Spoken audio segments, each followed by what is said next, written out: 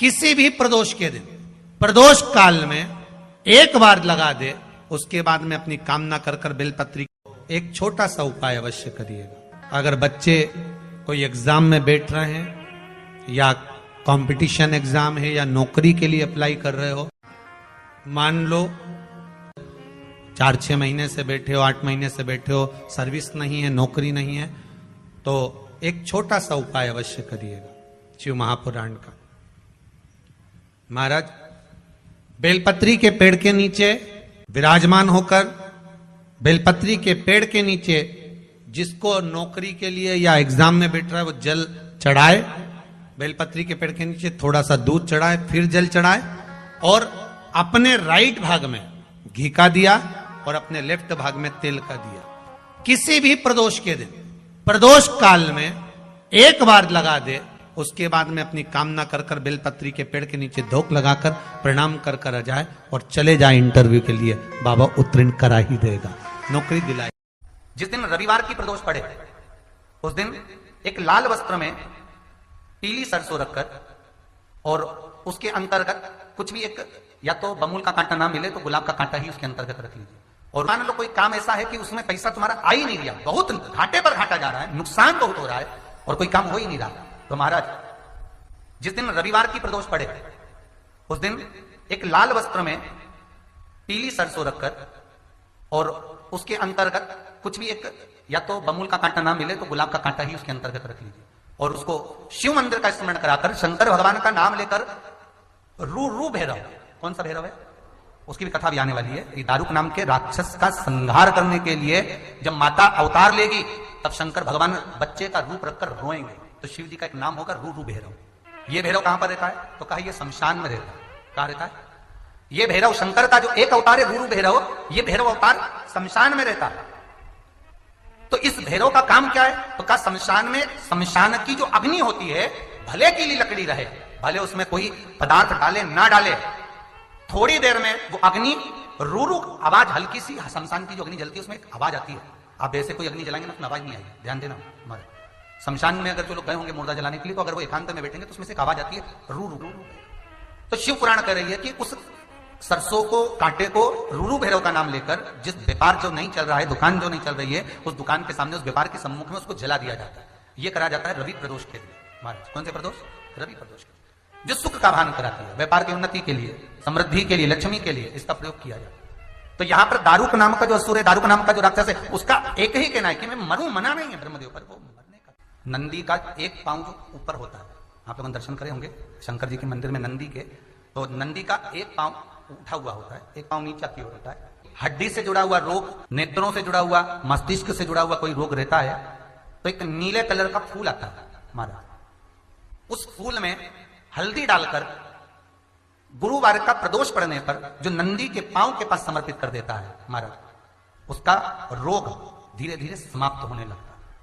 लिंग पुराण कहती है कि नंदीश्वर भगवान के सामने जो पुष्प समर्पित करा जाता है उसको, ये तो लिखा था स्कंद पुराण और शिव पुराण, लिंग पुराण कहती है जो फूल आपने समर्पित करा उसको लाकर पानी की बाल्टी में डालकर आप स्नान भी कर सकते हो, उससे भी हड्डी के जितने रोग होते हैं उसमें आराम लगने लगता है। जैसे कहीं शरीर नहीं चल रहा, हाथ झुंड पड़ रहा है, हाथ काम नहीं कर रहा, हाथ में झुंझुनी आ रही है, कंपन आ रहा है, जैसे मान लो कोई काम, चाहे वो शनिचरी प्रदोष हो, चाहे रविवार की हो, सोमवार की हो, मंगल की हो, बुधवार की हो, गुरुवार की हो, शुक्रवार की हो, शनिवार की हो, कोई भी वार की हो, प्रदोष, प्रदोष काल में शाम का समय सूर्य डूब रहा हो, बस डूबा ही हो, और उस समय पर केवल 3 दिन ऐसे रहेंगे, 3 बार ऐसे रहेंगे, 3 तिथियां ऐसी रहेंगी, 3 समय ऐसा रहेगा जिस समय पर तेरे द्वारा निर्मित शूल को भी शिव धारण करेगा और जगत का कल्याण करेगा। 3 दिन, 3 तिथियां, 3 बार, 3 नक्षत्र, 3 घड़ी, 3 पल,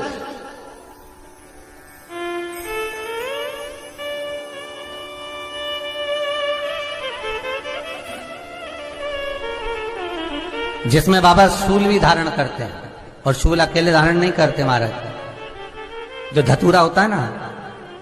दर्शन करें धतूरे के, कांटे कांटे सा होता है धतूरा, तो वो धतूरे के साथ में बाबा शूल धारण करते हैं, बेलपत्री के शूल को। ये बहुत बहुत आनंदमय कथा है महाराज जी, जिसके जीवन में हमेशा कांटे ही मिले हैं। बेटी बड़ी हुई तो घर में मायके में दुख देखा, और मायके से गई ससुराल में तो ससुराल में दुख देखा। ससुराल में भी दुख देखने के बाद में भी पति को बहुत कुछ काम खुलवाया, बहुत धंधे खुलवाए, नौकरी लगवाई, पर वो पति बार बार छोड़ कर आ गया, बार बार तकलीफ भोग रहा है, बार बार कष्ट भोग रहा है। फिर थोड़े दिन काम करता है, थोड़े दिन छूट जाता है, फिर व्यापार में बढ़ता है, फिर छूट जाता है, फिर कोई दुकान खुलवाई, थोड़े दिन अच्छी चली, फिर वापस वहीं घर पर आकर बैठ गया। अर्थात उसके जीवन में वो शूलता चल रही है। तो बाबा देवाधिदेव महादेव कहते हैं, ये 3 घड़ी, 3 पल, 3 नक्षत्र, 3 समय, 3 दिन में जो शूल मुझे समर्पित करता है, उसके जीवन से मैं शूल हटा देता हूं। वो 3 दिन लिखे स्कंद पुराण।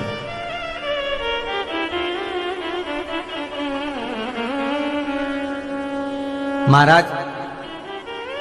बैसाख महीने में जो प्रदोष आती है, बैसाख के महीने में बहुत ध्यान से सुनना भाई, जो अपनी जिंदगी से बहुत तंग आ गए हो, परेशान हो गए हो, कष्टमय जीवन जी रहे हो, बहुत दुखी हो गए हो, उनके लिए ये स्कंद पुराण का चरित्र फिर मिले ना मिले, आप प्रेम से सुन लो भाव से। पहला, चाहे वो शनिचरी प्रदोष हो, चाहे रविवार की हो, सोमवार की हो, मंगल की हो, बुधवार की हो,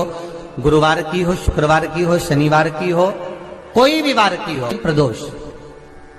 प्रदोष काल में शाम का समय सूर्य डूब रहा हो, बस डूबा ही हो, और उस समय पर सूर्य के डूबन के तुरंत बाद बाबा को धतूरे के साथ में बेलपत्री ना चढ़ाते हुए बेलपत्री के वृक्ष के 7 कांटे बाबा के शिवलिंग पर समर्पित करे जाते हैं महाराज, अपनी जिंदगी में अड़चनों को हटाने के लिए। फिर आप जिस व्यापार में उतरे, जिस व्यवसाय में उतरे, जिस नौकरी में उतरे, आप दिल से करें, आपको तरक्की मिलेगी। आप हार नहीं सकते, नीचे नहीं आ सकते, उन्नति पर ही चढ़ेंगे। एक वैशाख मास की प्रदोष, दूसरा शिवरात्रि के दिन मध्याह्न का समय। महाराज जो बड़ी शिवरात्रि होती है माघ की, बड़ी शिवरात्रि के अंतर्गत मध्याह्न का समय, दोपहर के ठीक 12 बजे, चाहे फिर वो कोई भी दिन हो महाराज, शिवरात्रि जिस दिन पड़ रही हो,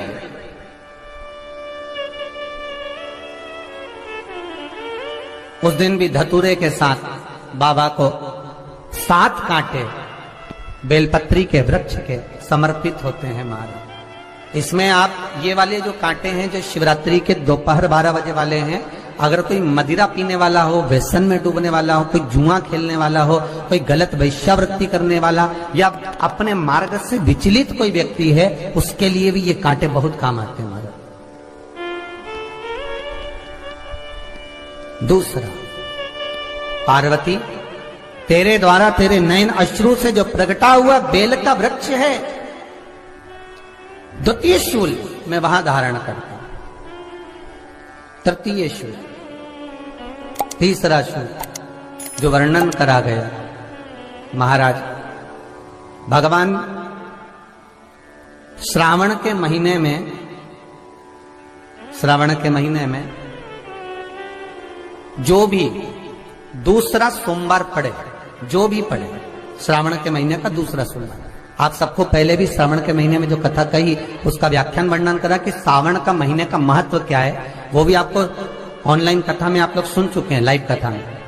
श्रावण का पूरा महत्व बताया था कि श्रावण के महीने में शंकर भगवान को पूरा लेखा जोखा का भार प्रदान किया गया था। दूसरा सोमवार,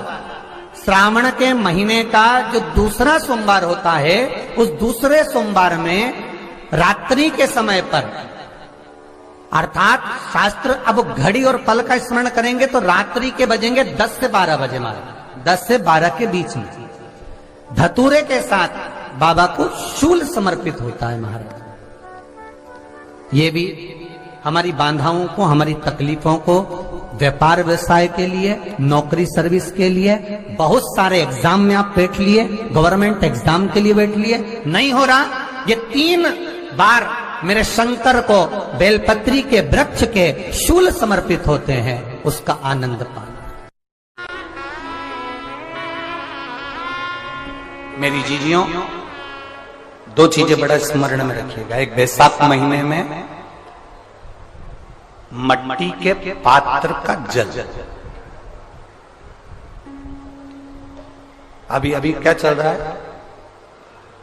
फागुन। अभी क्या चल रहा है?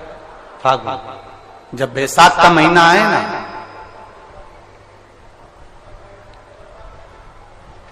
जितने यहां बैठे और जितने आस्था चैनल पर सुन रहे और जितने फेसबुक यूट्यूब पर कथा श्रवण कर रहे, जितने मोबाइलों पर देख रहे हैं, प्रयास करना, बैसाख के महीने में मिट्टी के पात्र में जो रात्रि भर जल रखा हो, मिट्टी के पात्र में, अगर आपके पास में घड़ा हो, हंडा हो, नी हो, तो दिया हो, दीपक हो, कुल्लड़ हो, कोई भी तुम्हारे पास में जो मिट्टी का पात्र, उसमें जल भरना। वो जल बैसाख के महीने की किसी भी सोमवार के दिन, किसी भी सोमवार के दिन, बैसाख महीने या किसी प्रदोष के दिन या बैसाख महीने के शिवरात्रि के दिन, वो मिट्टी के पात्र का जल अपने घर के प्रत्येक व्यक्ति का स्पर्श कराकर उस मिट्टी के पात्र के जल को तांबे के पात्र में डाल लीजिए और घर के प्रत्येक व्यक्ति का स्पर्श करा लीजिए और शंकर भगवान पर कुंदकेश्वर महादेव के नाम से समर्पित करिए। कुंदकेश्वर महादेव।